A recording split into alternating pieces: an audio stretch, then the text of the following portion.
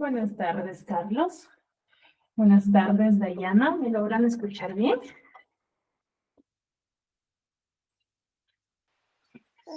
Buenas tardes, Buenas, Miss.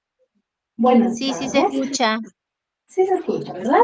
Muy bien. Vamos a dar inicio a la sesión del día de hoy, recordando un poco de lo que hemos trabajado en la clase pasada. A ver, ¿qué me podría manifestar? ¿Qué tema hemos desarrollado? ¿A qué nos hemos referido? Quizás quedó alguna duda.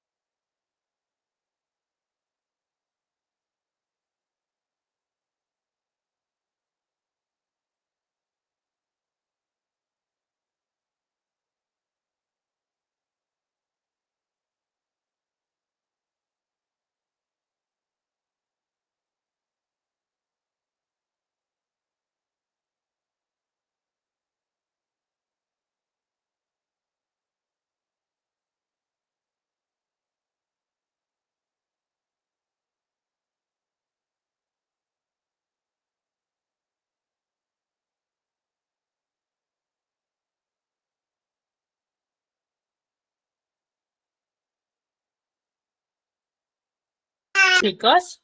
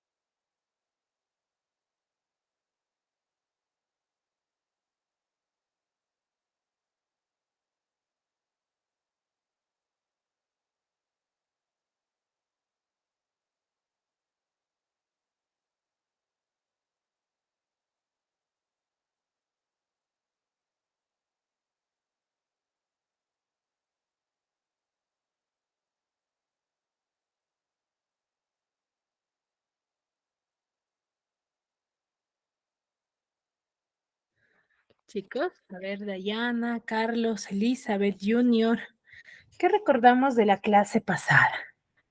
Quizás quedó alguna duda, alguna consulta.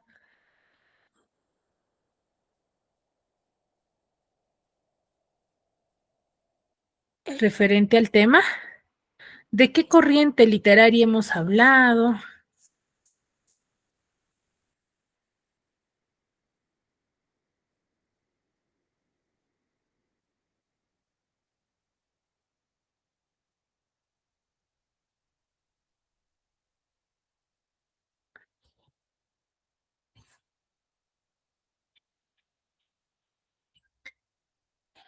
¿Nadie?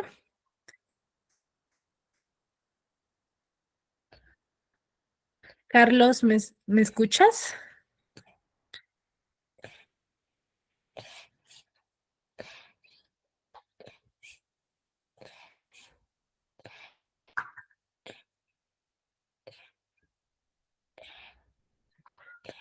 Dayana Alba.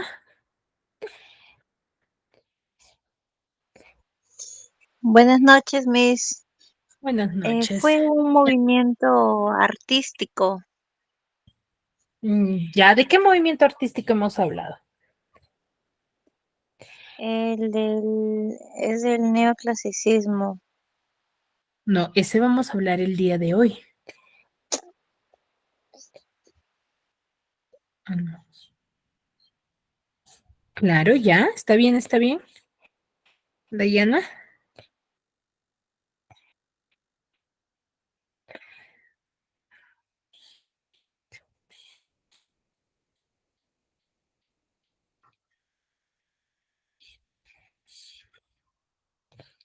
Junior.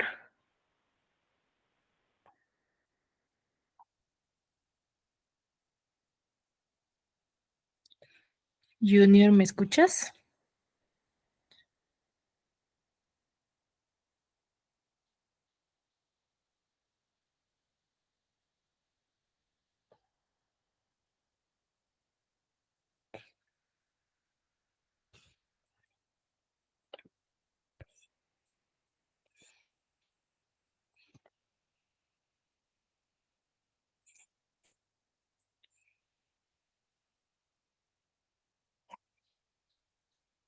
Bueno, parece que Junior no se encuentra. Elizabeth.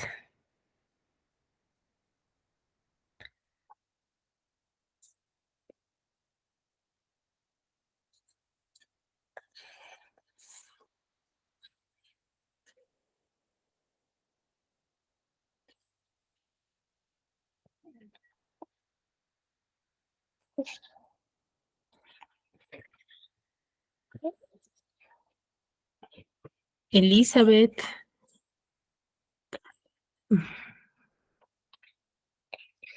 Yasumi del Río.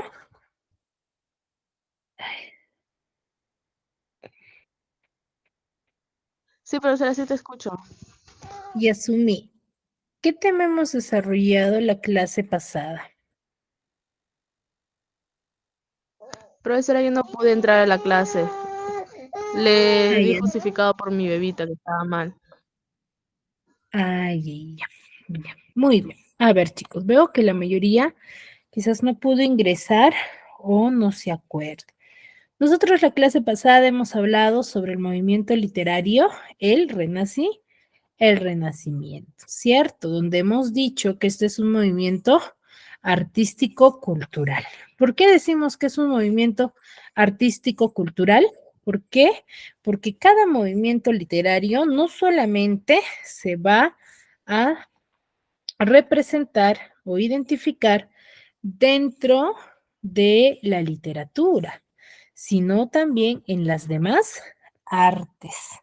¿Ya? Se va a diferenciar o se va a dar a conocer en todas las artes, ¿no? El Renacimiento va a ser un movimiento literario que va a surgir en Florencia a mediados del siglo XIV y se va a desarrollar durante como una reforma protestante, ¿no? Dar a conocer al ser principal que para ese tiempo va a ser el hombre.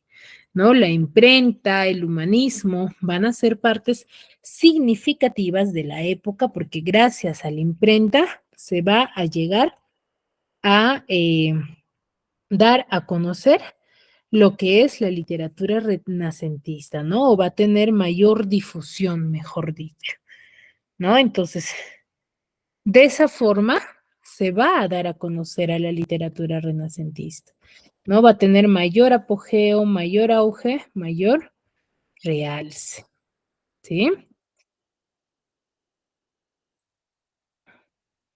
Ahora, ¿en qué se centra la literatura renacentista? La literatura renacentista se va a centrar mucho, ¿sí?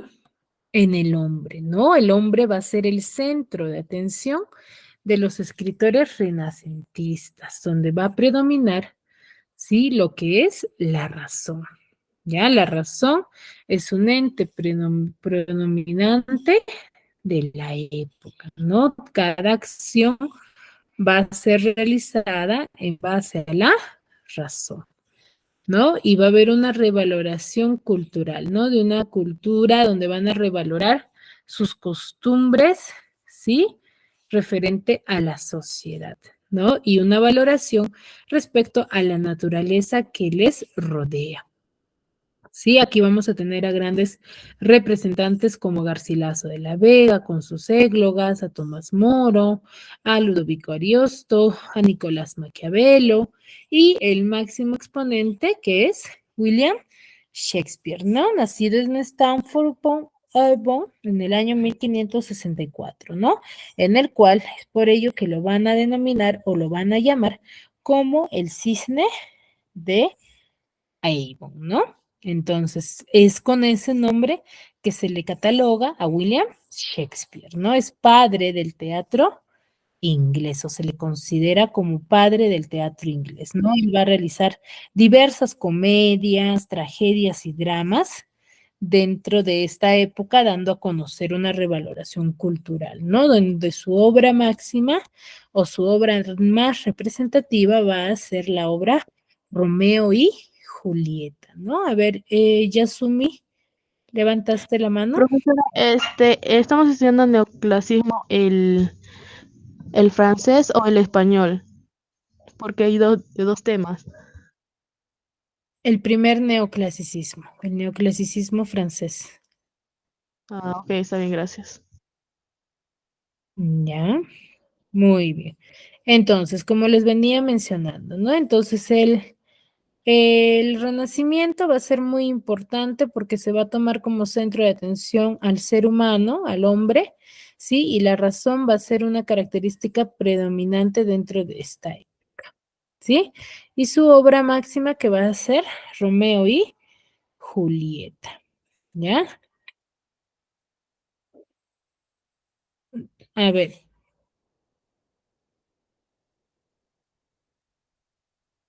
¿quién recuerda de qué trata Romeo y Julieta?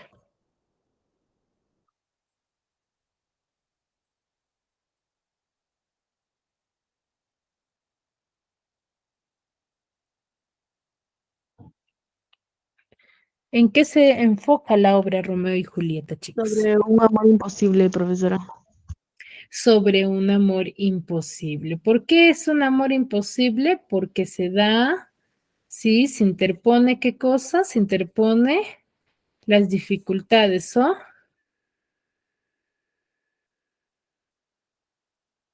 Creo que su clase, profesora, por su clase de cómo eran antiguamente, algo así. No necesariamente la clase, sino por la denuncia social que había en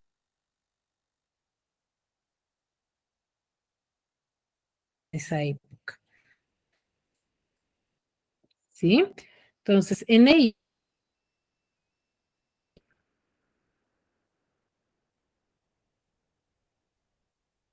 ¿sí? Muy bien.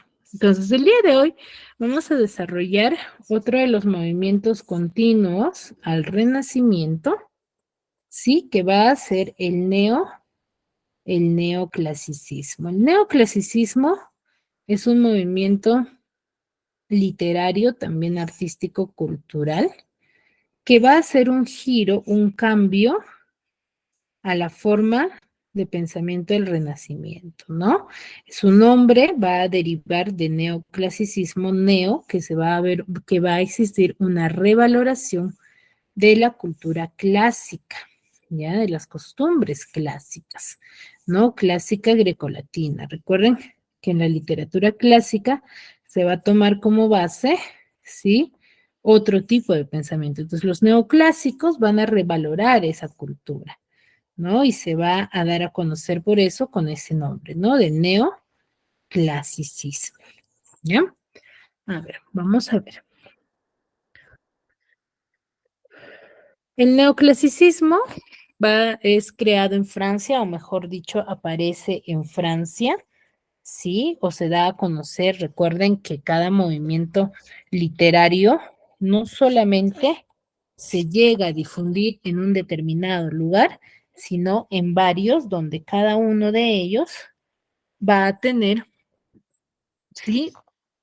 Mayor quizás importancia y mayor difusión, ¿no? Donde va a tener mayor auge, donde se va a hablar mucho más, ¿no? Entonces, ¿dónde es la?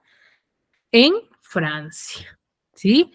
Esta etapa se le va a considerar como la etapa dorada del siglo XVIII. A ver, no significa, por eso es que hay dos neoclasicismos, ¿no? Neoclasicismo español y neoclasicismo francés, ¿no? En lo cual ambos van a contar con las mismas características, claro está, con diversa temática, uno más que el otro, ¿no? Pero surge en la misma época, ¿no? En ambos países. Entonces, el neoclasicismo es una etapa, o se le considera como etapa dorada del siglo XVIII y considerado como el siglo de las luces, ¿no? ¿Por qué? Porque aquí va a haber mayor difusión, mayor realce referente a los avances científicos, ¿no? Por eso es que el neoclasicismo va a ser un movimiento literario que se va a difundir mucho más. ¿Por qué? Porque va a coincidir con diversas revoluciones dentro de esta época, ¿no? Y coincide con la famosa Revolución Francesa, ¿no? Sabemos muy bien que cada enfrentamiento, cada obstáculo que se vaya a desarrollar dentro de la época, sí, va a traer cosas beneficiosas como también situaciones de conflicto y dificultades, ¿no? Entonces, pero va a ser una época en la cual lo científico y lo filosófico va a tener mayor realce y se va a difundir mucho más. ¿Sí?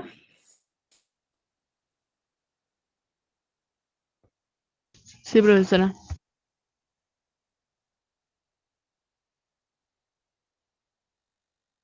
No,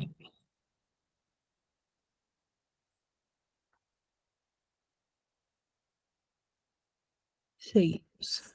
Ahora, dentro de este tipo de manifestación, vamos a tener un pensamiento ilustrado, un pensamiento revolucionario, ¿sí? Donde va a haber una concientización al pueblo francés, ¿no? Va a haber una reconstrucción al pueblo, al pueblo francés, ¿sí? Al pueblo francés, donde las ideas de un grupo de intelectuales va a estar dotado dentro de este tiempo, ¿no? O va a ser significativo, ¿sí? ¿Por qué? Porque estas ideas de estos pensadores va a ser bastante significativo, ¿sí? Va a estar bastante significativo y va a ser bastante simbólico porque va a representar la época, ¿sí? Entonces va a ser significativo durante la época porque van a ser intelectuales que van a dar representación de ello, ¿no? Van a ser conocedores de diversos temas, ¿sí? De diversos temas, ¿no? Donde va a desarrollar o van a destacar tres aspectos básicos que van a ser, ¿sí? Que van a ser la razón, la ciencia y el progreso, ¿ya? La razón, la ciencia y el progreso va a estar, ¿sí? dotado dentro de esta época, ¿ya? O va a ser base de esta época, ¿no? Va a ser temas fundamentales dentro de sus escritos, ¿no? Por eso es que se le conoce como un pensamiento ilustrado, un pensamiento que va a avanzar, ¿sí? La discriminación y las ideas religiosas y los privilegios de la novela también va a ser una época bastante significativa donde se va a desarrollar de una forma muy diferente, ¿no? La discriminación, los aspectos religiosos, las creencias, las divinidades van a ser parte de la época, ¿sí? Entonces, esta temática van a tener los diversos escritores de esta época, ¿no? Por eso se le determina como un pensamiento ilustrado, ¿no? Dentro del estilo, el escritor va a perder ¿sí? Protagonismo con la aparición del romanticismo, ¿no? Este pensamiento neoclásico pierde ya, ¿sí? Y sabemos muy bien que cada movimiento literario va a ir cambiando y mejorando, ¿no? No es que se vaya a mantener constantemente con una sola forma de pensamiento, sino van a ir cambiando y van a ir mejorando, ¿sí? Van a ir cambiando, ¿sí? Entonces, pierde protagonismo, ¿ya? Va a perder protagonismo y cuenta con tres, sí, características. Uno, que va a ser la estética, sí, en cuanto a la perfección, a la forma de escritura, la sencillez en cuanto al pensamiento o a la forma de escritura que vayan a tener los escritores, que va a ser bastante comprensibles.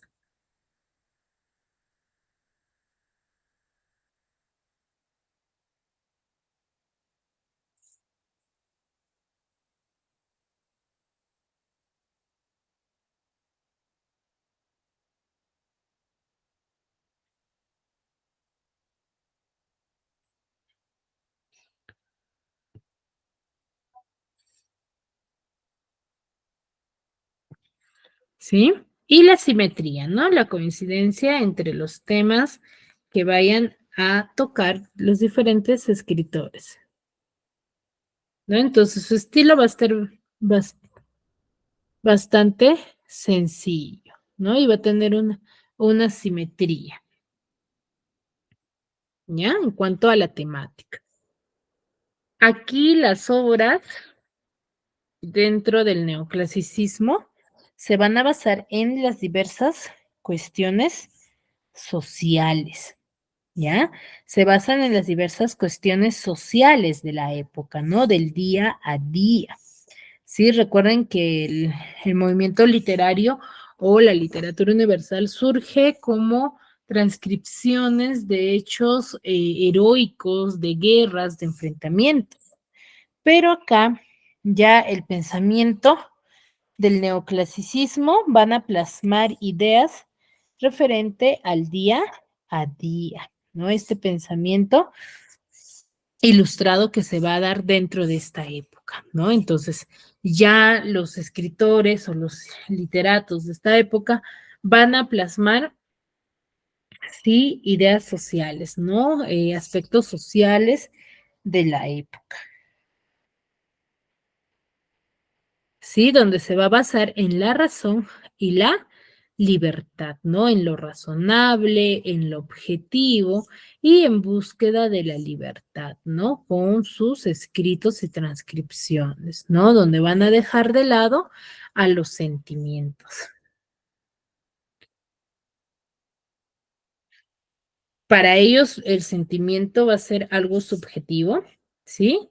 Donde las acciones del ser humano de esta época va a estar basado en la razón, ¿no? Entonces, ¿qué temas o qué aspectos se rescata de estas características? Uno, que va a ser la razón, la ciencia y el progreso, van a ser temas complementarios, o mejor dicho, que se van a complementar debido a los enfrentamientos y a los aspectos, sí, sociales de la época.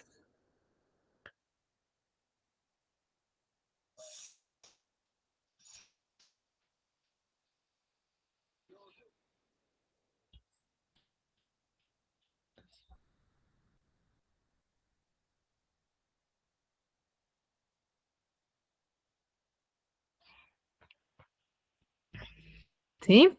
Ahora, recuerden que estas características no solamente se van a dar a conocer dentro de la literatura, sino también se van a dar a conocer dentro de las demás artes, ¿no? Como es la arquitectura, la música, la pintura, claro está, de acuerdo a sus propios manifestaciones, ¿no?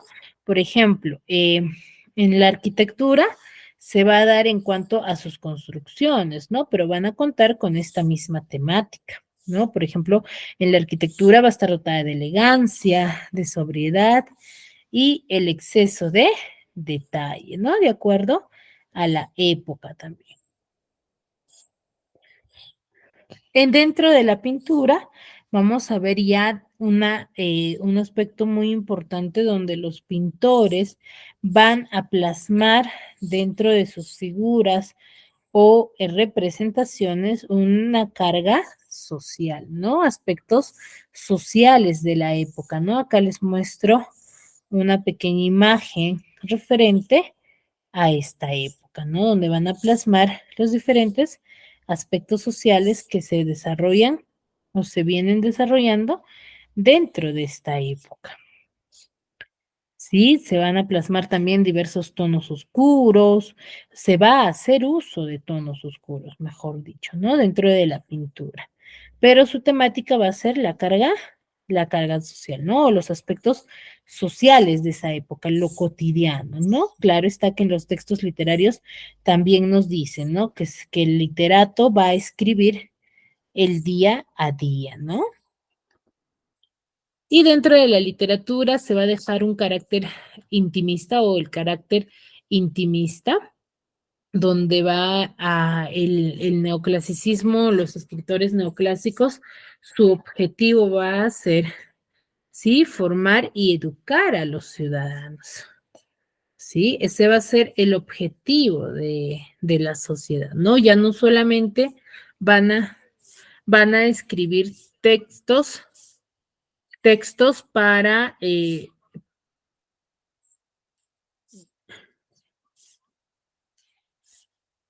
sí, van a escribir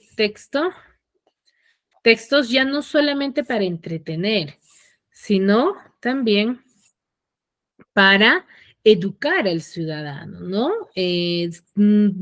Aquí es donde van a aparecer, sí, las famosas enciclopedias de la época, ¿sí? Donde va a ser su objetivo.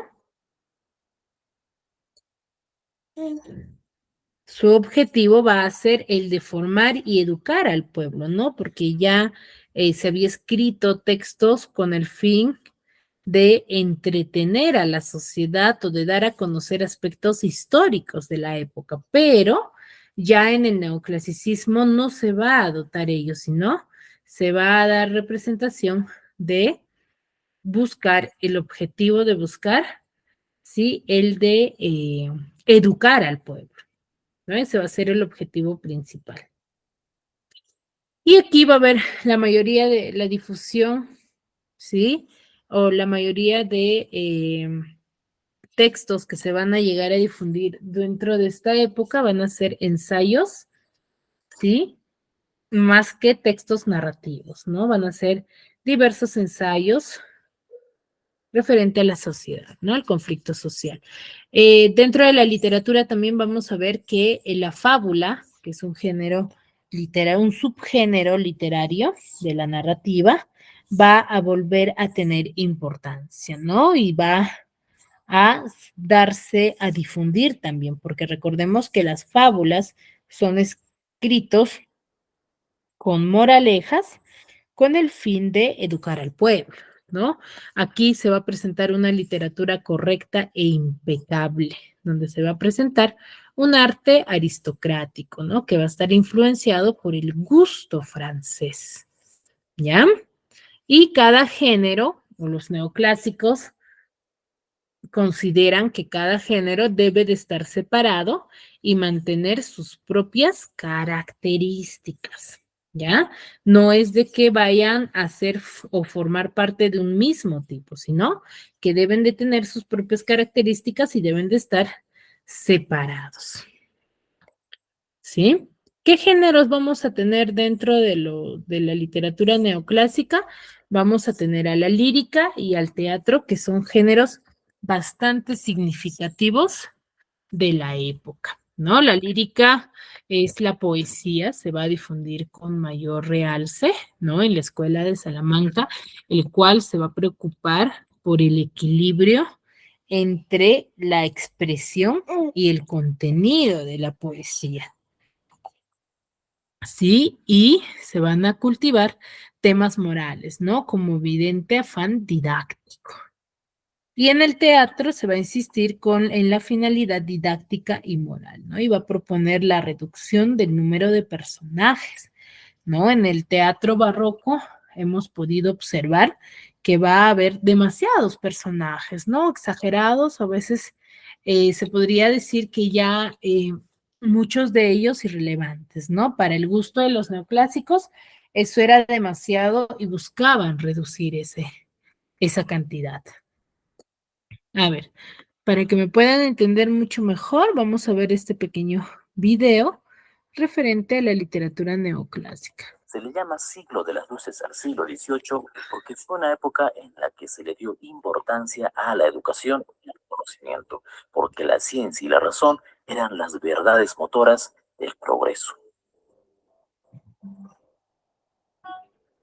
Después de la exagerada ornamentación y pesimismo del barroco en el siglo XVIII se origina el neoclasicismo, movimiento en el que prima la razón como eje fundamental del pensamiento de Occidente y que funda sus bases en el pensamiento clásico.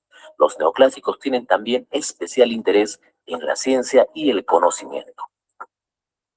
El neoclasicismo tiene como principios las ideas de la Ilustración. Este movimiento surge en Francia con la influencia de Descartes y John Locke. Sostenía que se debía combatir la ignorancia con las nuevas ideas y la difusión del conocimiento. Al siglo XVIII se le denomina también el siglo de las luces, pues se afianza el progreso de la ciencia guiado por la luz de la razón.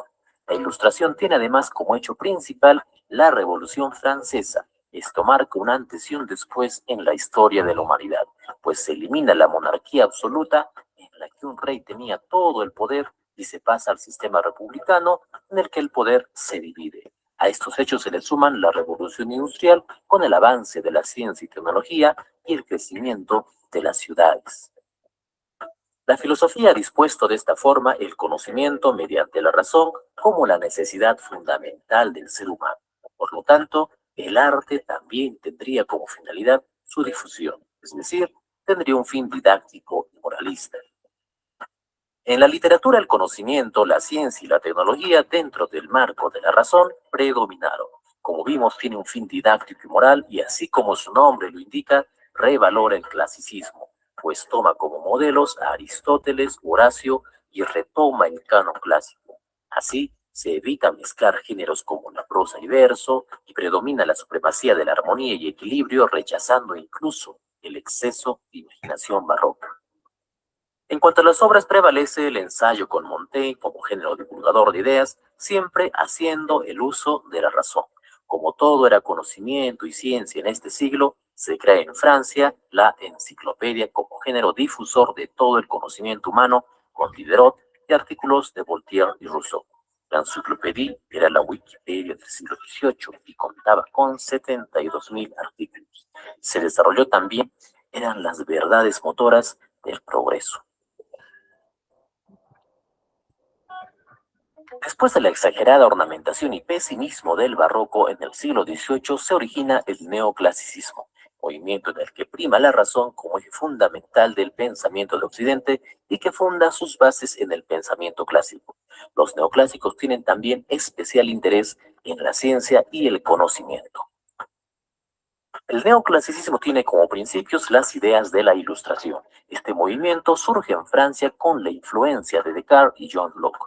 Sostenía que se debía combatir la ignorancia con las nuevas ideas y la difusión del conocimiento. Al siglo XVIII se le denomina también el siglo de las luces, pues se afianza el progreso de la ciencia guiado por la luz de la razón.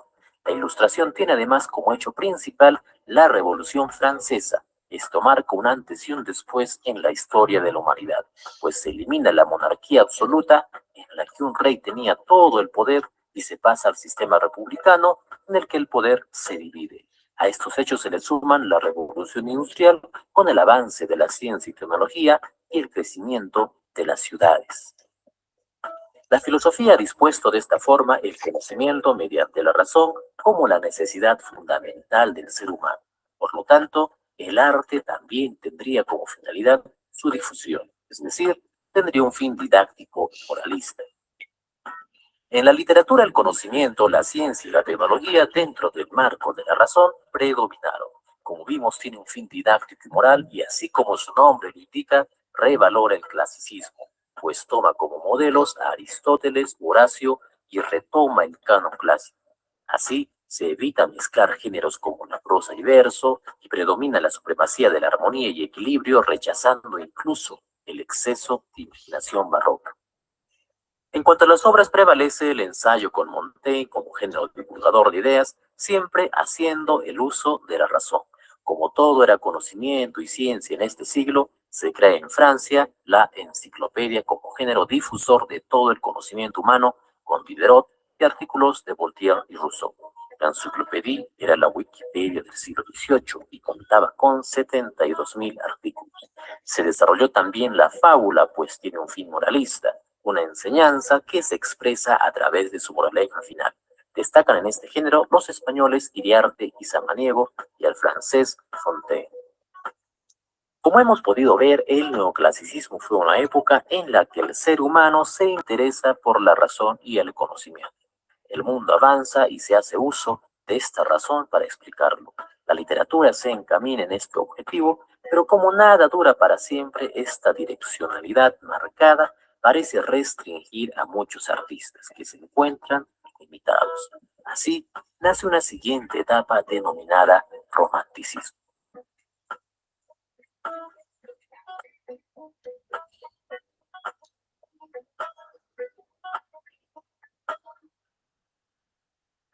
Muy bien. Se comprendió mucho mejor, ¿verdad? Uno de los máximos exponentes de esta época va a ser Molière, ¿sí? Quien va a ser un importante dramaturgo, ¿sí? Dramaturgo francés, nacido en París, ¿no? El 15 de enero del año 1622.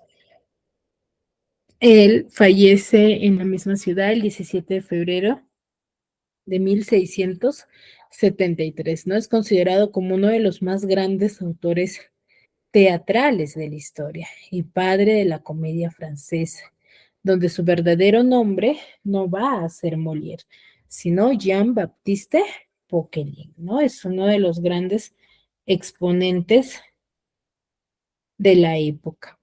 ¿Sí? Su relación con el teatro se va a iniciar en 1643, cuando él firma junto a los Béjart, comediantes, el acta de construcción del ilustre teatro, ¿no? Que va a pasar a dirigirse sin mucho acierto, ¿no? Un año más tarde, durante 5 años, Molière va a dejar la capital francesa para ser actor, ¿no? Él se va a volver en el año 50 a hacerse cargo de la compañía, ¿no? Entonces pronto va a tener muy pronto una gran fama, ¿no? Por sus farsas y obras cómicas, ¿no?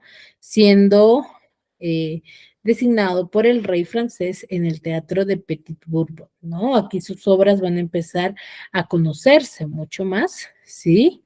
Y se va a seguir la máxima de corregir las costumbres, ¿no? Riendo, lo cual junto ya que él va a tener la protección real, va a hacer que Molière se gane diversos enemigos, ¿no? Entre los que van a empezar a ridicularizar sus obras, ¿no? A desmerecerlo, mejor dicho, ¿no? Una de sus grandes obras va a ser Tartufo, ¿no? Que es una comedia en el cual va a presentar a una familia o se va a enfatizar en el desarrollo de una familia que Tartufo se gana la confianza, ¿sí? De Molière, digo de Orgón, que es el protagonista principal de la obra, ¿sí? Se gana la confianza de él, para poder empezar mejor dicho, a involucrarse dentro de la familia porque él deseaba quedarse con las riquezas familiares, ¿no? Entonces, pero la esposa de Orgón y la hija no creían en la palabra de Tartufo, ¿no? Entonces, al darse cuenta que él era un hipócrita, se podría decir, ¿sí? Eh, planifican un plan entre su esposa e hija y plantean mostrarle a Orgón lo que en realidad era Tartufo, ¿no? Entonces, ellos planifican y esconden a Orgón para que él pueda ver la realidad o cómo era en realidad Tartufo, ¿no? Y al mostrarse, Orgón, al descubrir cómo era en realidad Tartufo, decide expulsarlo de casa, pero no, no hace caso a dicha acción, ¿no? En el cual los chantajea mencionando que tienen su poder, ¿sí? Las escrituras de casa. Entonces, él decide, pero ya habían comunicado a la policía y llegan oportunamente a poder resolver este conflicto, ¿no? Entonces, en base a ello, logran ganar la familia de Orgón, ¿no? Entonces, aquí se ve claramente una de las características de la literatura neoclásica, que es la razón, ¿no? Aquí, por ejemplo, Orgón, que había ya concebido un cariño por Tartufo, si se hubiese dejado llevar por ese cariño, eh, quizás no hubiese quizás denunciado a Tartufo, ¿cierto? Y quizás hubiese perdido su, sus bienes, ¿no? Y en cambio aquí se actuó en base a la razón, ¿no? En base a lo que en realidad se debería de hacer lo correcto por más aprecio que poseía por él, ¿no? Entonces se ve un claro representación de dicha característica, ¿no? Entonces, para comprenderlo, vamos a ver el siguiente resumen. Hola a todos y bienvenidos a De Arte.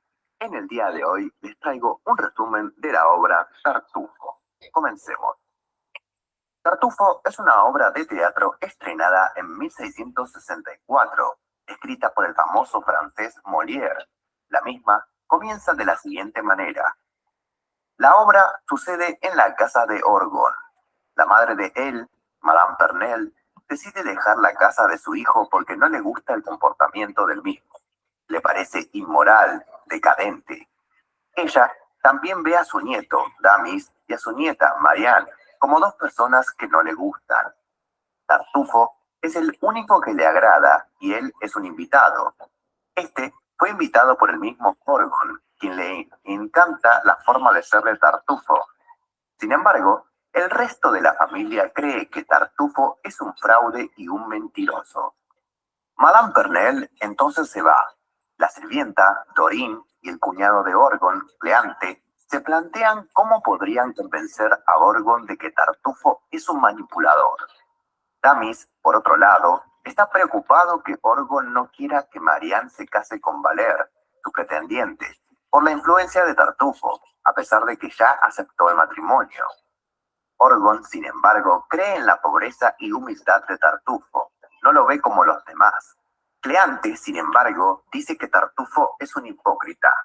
En eso, Cleante le pregunta sobre el matrimonio de Marianne y Orgon esquiva las preguntas. Ya pasado un tiempo, Orgon anuncia que quiere que Marianne se case con Tartufo. Ella se sorprende pero debe obedecer. Dorine suplica a Orgon. La diferencia de edad es mucha. Orgon no quiere saber nada. Él ya tomó la decisión. Marianne, si bien está triste, tiene que obedecer a su padre.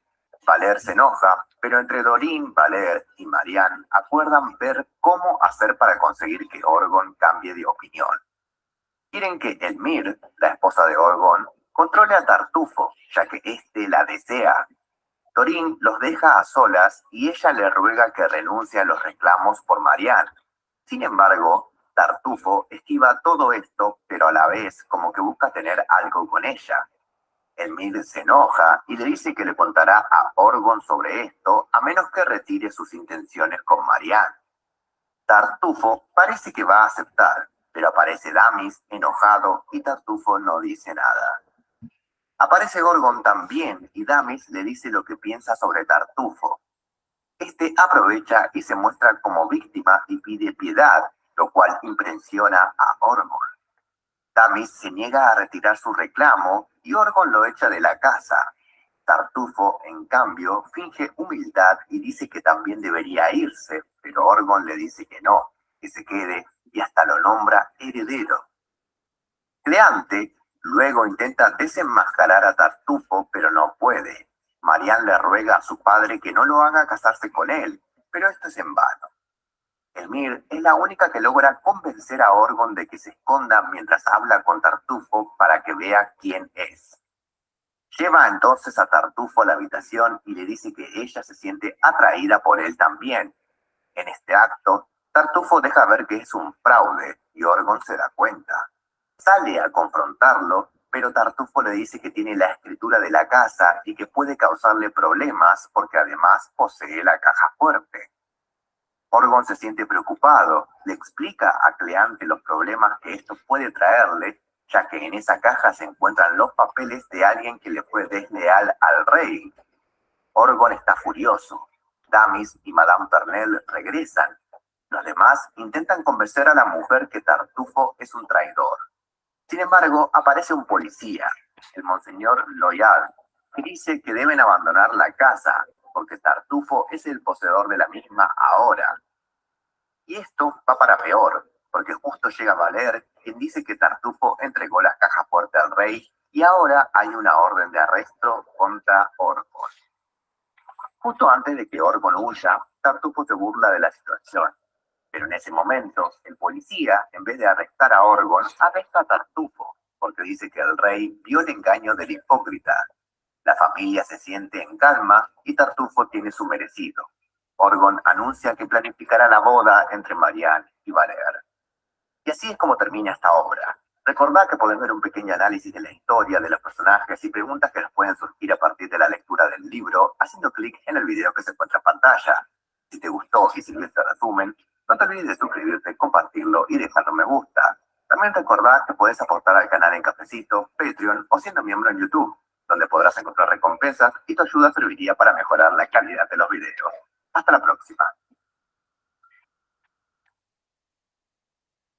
Muy bien.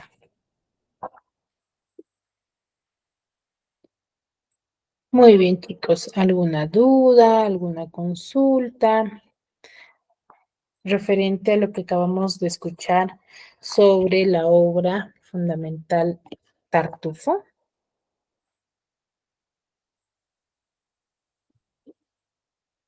Se ve o se puede visualizar las características de la literatura neoclásica dentro de esta obra, ¿o no? Recuerden que una de las características es la carga social, ¿cierto? Los aspectos sociales de la época.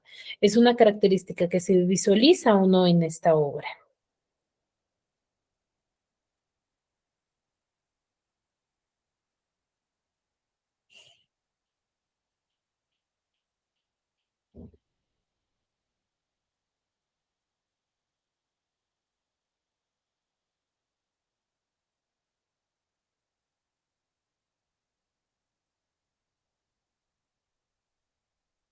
Chicos, Carlos, Yasumi, Yolanda, Elizabeth, Dayana, Johanny.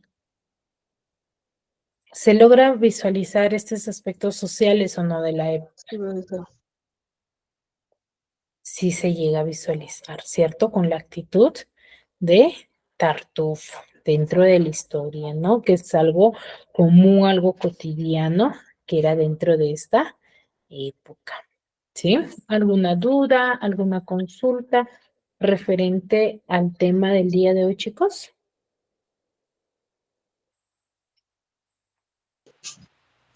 Todo claro. Sí, Miss, todo claro. Muy bien. Entonces recuerden, se le denomina neoclasicismo, ¿por qué hemos dicho? Porque es una vuelta a las costumbres clásicas griegas, ¿cierto? pero en esta etapa, sí, va a ser considerado como el famoso siglo de las luces, ¿no? O la etapa dorada. ¿Por qué?